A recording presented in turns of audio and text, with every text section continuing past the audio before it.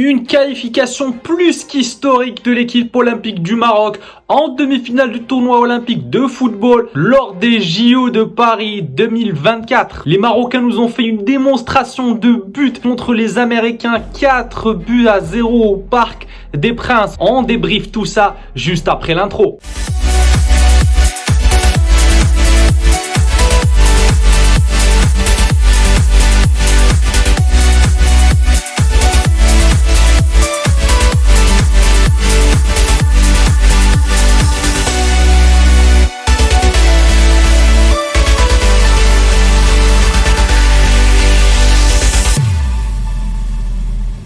Un spectacle de buts, c'est ce que nous a offert l'équipe olympique du Maroc aujourd'hui au Parc des Princes face aux États-Unis. J'ai même envie de dire qu'ils ont pris leur revanche sur l'équipe américaine qui, elle, les avait battus il y a 2 ans. Aux États-Unis 3-0. Alors ce n'était pas les équipes olympiques, mais c'était plutôt les équipes A. Et à l'époque même, il y avait encore Vahid Halilovic en tant que coach de l'équipe A du Maroc. Donc là, les U23 ont pris un réel plaisir d'humilier l'équipe américaine. C'était à mon avis une domination sur tous les compartiments de jeu. Les Américains n'ont rien pu faire face à cette équipe de Maroc qui était très solide et très soudée, très bien organisée. Il y a eu quelques petites occasions, mais j'ai même envie de dire que Mounir El Kajou, on l'a pas vu, à part l'action où il a failli se blesser, où on a eu un gros plan sur lui, où il y a eu un arrêt de jeu, sinon il n'a pas été vraiment testé lors de ce match-là. Et donc là, avec cette victoire écrasante des Marocains sur les Américains, toutes les équipes en lice pour ces Jeux Olympiques vont se méfier de l'équipe du Maroc. Toutes les équipes vont commencer à trembler face à cette armada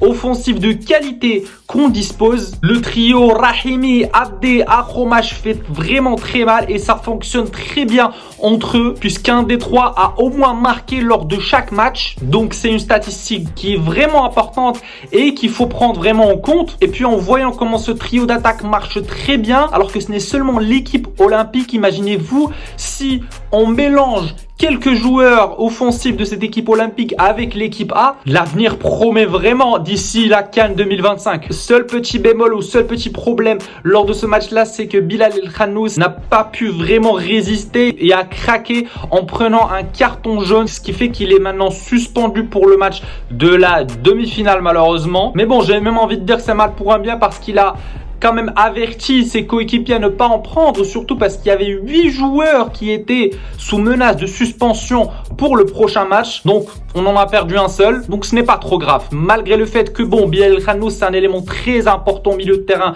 de cette équipe du Maroc. Si l'armada offensive et si le trio d'attaque marche très bien, c'est en quelque sorte en partie à cause de lui, puisque c'est le joueur qui fait le lien entre la charnière défensive, le milieu défensif et l'attaque du Maroc. C'est lui qui met le tempo dans la construction de jeu de cette équipe du Maroc. Donc on va probablement sentir son manque lors de la demi-finale. Et puis j'aurais voulu assister à ce match. Je suis à Paris en ce moment. C'était vraiment la guerre pour avoir les places, n'était pas très évident. Quand on voyait comment le Parc des Princes était plein à craquer aujourd'hui, on comprend mieux pourquoi beaucoup de Marocains galéraient à trouver des places. Et puis même pendant les hymnes nationaux, on aurait même dit qu'on était à Casablanca ou on était à Rabat, on était chez nous.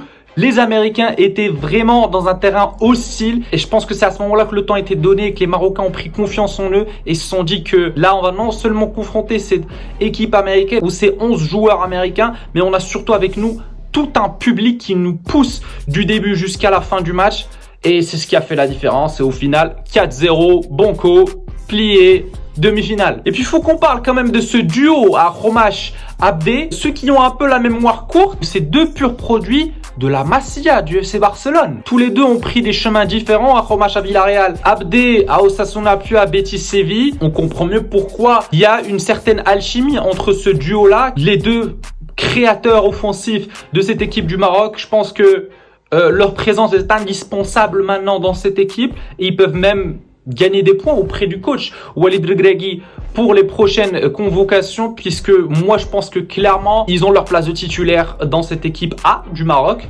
Hakim Ziyech, il est en phase de déclin à mon avis et quand on compare l'aspect créatif de ces 2 joueurs-là, c'est le jour ou la nuit en termes de créativité si on compare Akromash et Ziyech. Donc j'espère que cette transition se fera de manière assez fluide pour pas brusquer Ziyech, parce qu'on connaît son tempérament surtout, donc on verra bien, mais l'avenir est très prometteur pour l'équipe du Maroc. Quant à Achraf Hakimi, quel patron, il tenait vraiment à marquer son but chez lui, au Parc des Princes, devant sa famille, devant son président Nasser El Khelaifi, qu'on a vu à un moment donné, et quand on revoit l'action du but de Hakimi, on se disait, mais il avait beaucoup d'options, il pouvait passer à plusieurs joueurs, il avait un champ libre devant lui et plein de joueurs étaient démarqués, mais il tenait vraiment à faire cette course-là et à marquer son but.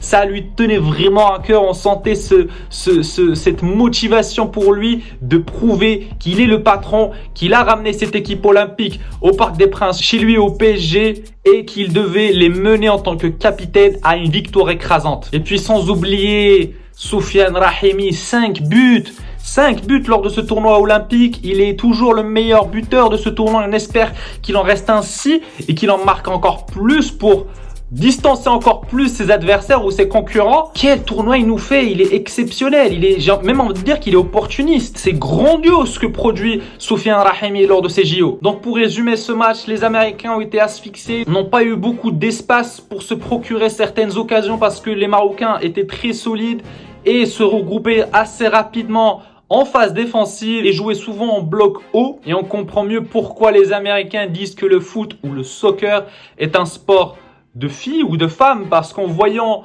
leur équipe masculine, que ce soit l'équipe olympique ou l'équipe A, il y a toujours des résultats un peu décevants. Alors oui, certes, ils arrivent à se qualifier dans les phases finales des grandes compétitions mondiales, mais souvent c'est des désillusions et c'est des résultats un peu décevants, à l'image de cette humiliation qu'a infligé le Maroc à cette équipe. Donc laissez le soccer ou le foot aux femmes, parce qu'elles c'est des championnes du monde et ils savent comment s'y faire. Parce que chez nous au Maroc, le foot c'est même pas une passion, je dirais même c'est une religion. Quand t'es un homme, tu ne peux pas grandir sans être amoureux du football ou sans avoir joué au foot dans la rue avec tes copains. Et là même, j'ai même envie de dire que ça commence à être de plus en plus démocratisé pour les femmes aussi, chez qui le foot prend une place beaucoup plus importante. Et ça s'est vu lors des dernières compétitions féminines. On a fait finaliste de la dernière CAN, on a atteint les 8e de finale de la dernière Coupe du Monde, si je me trompe pas, on a perdu face à la France, donc ça commence à progresser, ça commence à prendre une place beaucoup plus importante chez les femmes aussi. Donc là, prochain duel, l'Espagne qui s'est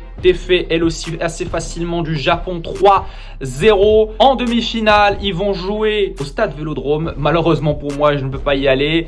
En ce moment, je suis à Paris, donc j'aurais aimé que ça rejoue au Parc des Princes, mais c'est pas le cas. L'Espagne de Pau Cubarsí, Fermín, Eric Garcia, des joueurs catalans, barcelonais, ainsi qu'Arnau Tenas, un ancien gardien du Barça, sans oublier Alex Baena. Il y a un nid de talent dans cette équipe d'Espagne. Pour rappeler, c'est les derniers finalistes, où cette génération-là a été finaliste du dernier Euro U21, se retrouve en demi-finale du tournoi olympique des Jeux de Paris 2024. Il faut quand même s'en méfier, parce que je pense que le Maroc va enfin se mesurer à une équipe qui va potentiellement l'inquiéter, qui va potentiellement le bouleverser, et on risque d'avoir un match assez compliqué. Les Marocains risquent de courir beaucoup, de souffrir énormément, à l'image du dernier match qui a opposé l'Espagne au Maroc lors de la dernière Coupe du Monde. Alors oui, ce n'est pas les mêmes joueurs, mais ça reste la même philosophie de jeu. On connaît les Espagnols de par leur possession de jeu et leur conservation de balles, et comment ils arrivent à produire un jeu qui est assez séduisant à regarder. On l'a vu lors du dernier Euro. Donc cette génération-là, ils jouent de la même manière aussi.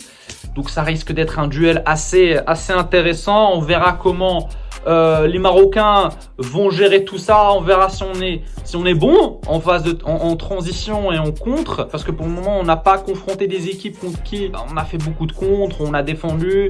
C'est souvent nous qui dictons le jeu, c'est souvent nous qui mettons le tempo du match. J'ai même envie de dire qu'on a seulement eu un petit aperçu quand on a joué contre l'Argentine, mais l'Espagne, à mon avis, c'est un niveau au-dessus de possession de balle et de beauté de jeu. Donc on croise les doigts et on espère que ça va le faire, parce que de toutes les façons, là, on va jouer pour une médaille. Même en cas de défaite, on va quand même jouer un match pour la 3e place et pour le bronze. Mais bon, là, il va falloir viser l'or, il va falloir viser le tout pour le tout.